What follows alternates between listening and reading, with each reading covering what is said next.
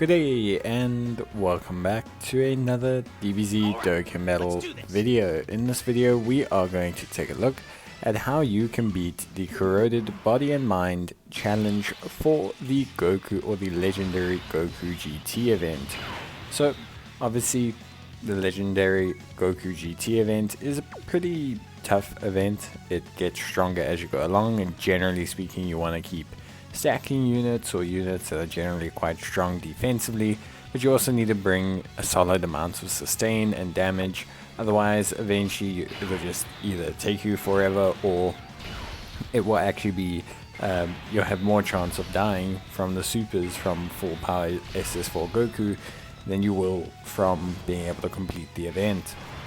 Corroded Body and Mind has been one of the harder challenges for quite a long period of time. Generally speaking, it was pretty tough. There's a very small selection of units that are actually good enough to do the event, so that's obviously something that you have to kind of bear in mind. I think overall it has gotten a little bit easier lately over the last couple months.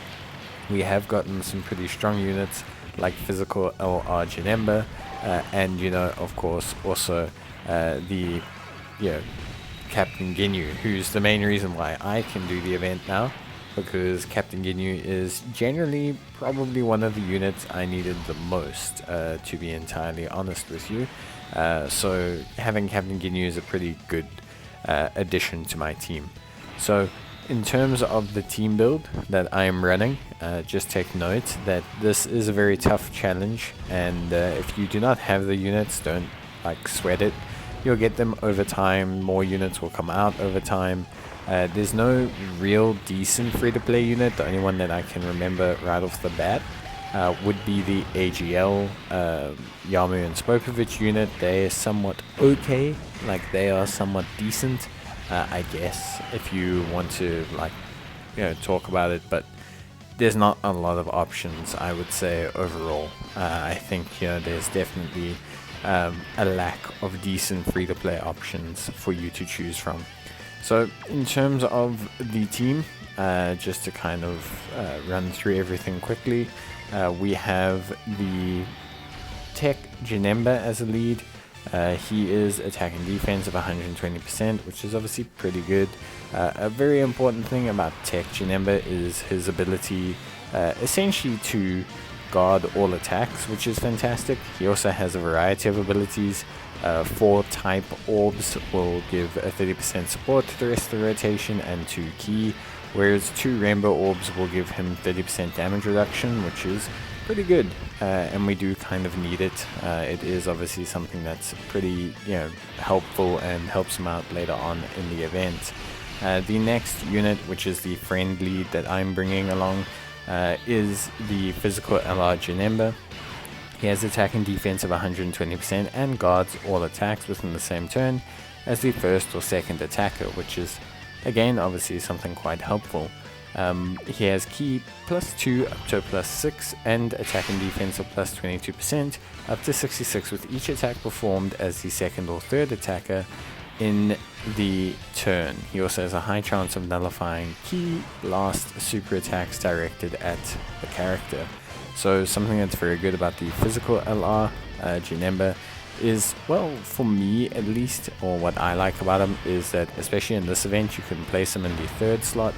He'll build up a nice chunk of extra defense, and you can obviously rely on him anyway in the final slot due to the fact that he's pretty strong defensively. The ability to nullify key super attacks helps him out a lot, because that is essentially all the types of super attacks that you can face in this event.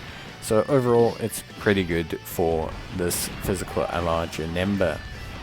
Then we have the main unit that I got recently that enabled me to take on this event, and that is the Captain Ginyu. Now Captain Ginyu has attack and defense of 180% with an additional attack of 50% when performing a super attack. He has a medium chance of performing an additional super attack. He has attack and defense of 10% for every Ginyu Force category ally on the team. It's not something that's going to happen often here. And he also has attacks effective against all types when there's another Ginyu Force category ally in the same rotation. Neither of those we're going to be able to get. You want to keep him in the Ginyu form for as long as possible, because in the Ginyu form he stacks defense, and then when you switch him to Ginyu Goku, he obviously loses the ability to stack defense, and instead he gains the ability to stack attack. But he also gains a whole bunch of beneficial offensive related abilities. Recovering HP, his attack and defense goes to 200%.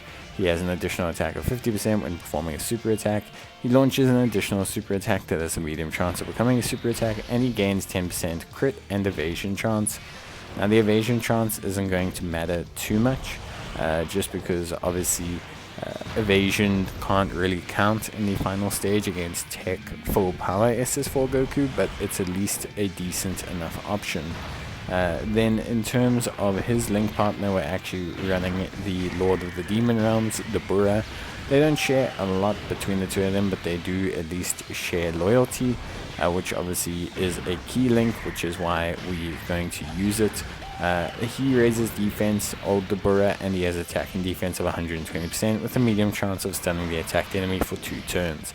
It's not so important. The important thing is that he's a defensive stacker, and that he's physical type, so he doesn't have a type disadvantage after the strength grade 8 phase.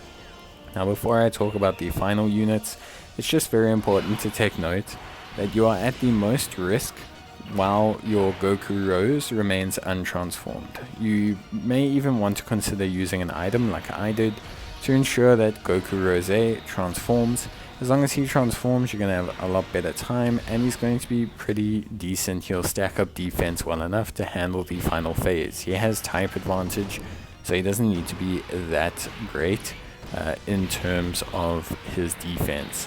But since we're talking about him now, let's talk about him in general. In his base form, he greatly raises defense and has attack of 40% at the start of each turn, with the chance of performing a critical hit of 5% with each attack received. He will transform when conditions are met. Those conditions are he transforms when the HP is 80% or above, starting from the 6th turn from battle.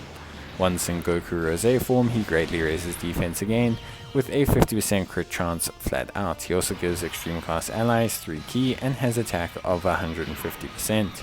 He's paired up with the Dark Intentions Marsan, who raises attack and defense and lowers enemy attack and defense, and is also attack and defense of 100%, while also gaining an additional ki +1 and attack and defense when facing only one enemy.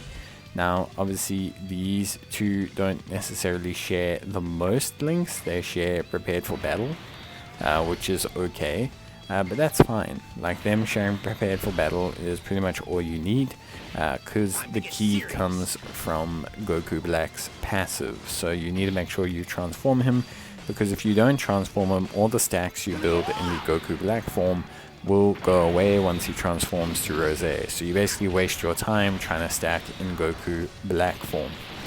So that's pretty much it. The final unit that we have is a unit that has just aged fantastically.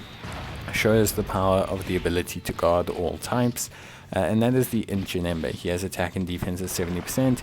He has guard activated against all types with a medium chance of evasion for 1 turn. He's pretty good. The ability to evade is really strong, and helps us out a lot in getting to here. Obviously once you get to the final phase, you can't rely on the evasion because evasion is locked out, but overall Ginyu does a really good job, and I was really happy with how he did. What you want to do with all these, you want to pair up Dbz with Captain Ginyu obviously.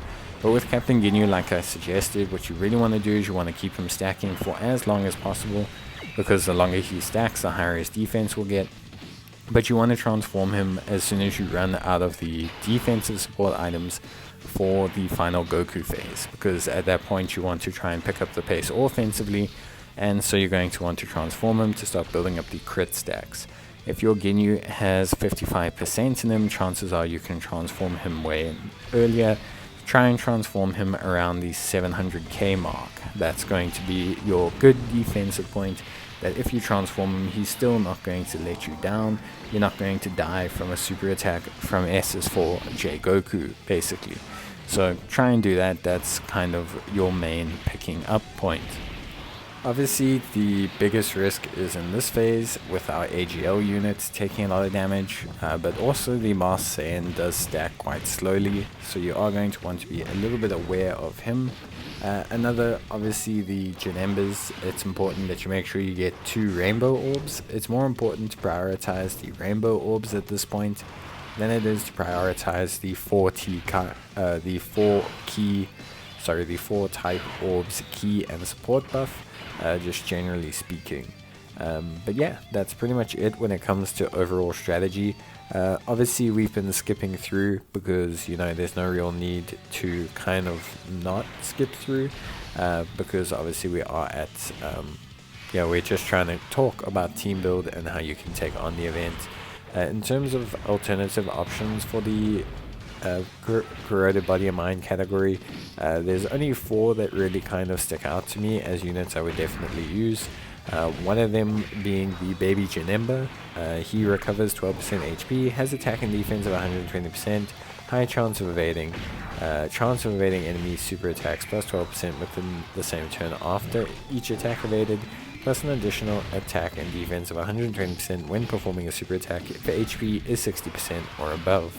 So overall, just a pretty strong unit. Obviously a lot of regen, which is helpful, and a lot of evasion, which is helpful up till the final stage. The only real issue is he is AGL type, and so I don't really think he's entirely suitable for the final kind of section, just because obviously you're facing a tech type foe. Then we have the LR Goku Rose. The LR Goku Rose is pretty good. He greatly raises defense, he's a decent second slot unit, and he recovers 6% HP, and he's also got a very big type advantage on the Tech Goku. Only real issue is pairing partners. He doesn't have the greatest pairing partners overall, but generally speaking he's pretty decent. I think he's alright as an option, especially in the second slot. Then we have the Tech Super Saiyan 2 Vegeta that turns into Martian Vegeta. Obviously an important part with this guy is to make sure that you have enough key orbs. As long as you get 6 or more key orbs, this guy will be more than fine. Plus he has one of the better pairing partners in the game. If you have them, you can run the Martian Vegeta. That being the Int Martian Vegeta, he's just really good overall. Obviously attack and defense of 180%, which is really good, plus an additional attack and defense of 50%. When performing a super attack, he pairs up great with the other Martian Vegeta. He gains 50% defense with 3 or more key spheres, and reduces damage received by 20% with 6 or more key spheres, which is, all pretty good and well. Plus an additional attack of 88%, and randomly changes key spheres when your HP is below 88%, which should occur pretty commonly in terms of this event, so you shouldn't really have that big an issue there. But overall, you shouldn't really have too many problems just in general. You should really find it quite a decent time while taking on this event. So if you are someone who's been struggling, hopefully you can use this team build. Hopefully it helps you. It is a notoriously difficult event, so it is very difficult to say that this is the absolute best one that you have to utilize, but yes, overall it is definitely a team build that hopefully will be able to help you out. That being said, guys, just keep trying, and if you are struggling, just wait until more options come out. Hopefully more free-to-play options, more easy A's, more bonuses will come around, and you'll be able to get things done. It's only 6 stones, so you're not missing out on the world, but yes, it is definitely pretty challenging, and it's some nice rewards. But that's it from me, guys. Hope you enjoyed the video, and I'll see you guys in the next one. So until then, take care, stay safe, and as always, bye.